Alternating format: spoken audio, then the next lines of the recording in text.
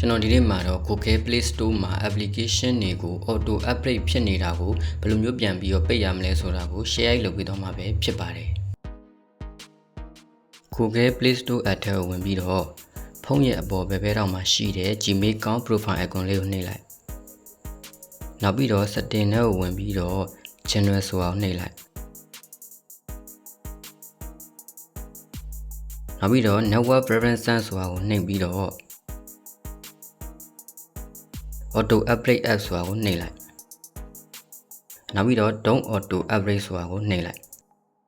ဒါဆိုရင်တော့ဒီ Google Play Store မှာ application တွေကို auto update လုပ်တော့မှာမဟုတ်ပါဘူး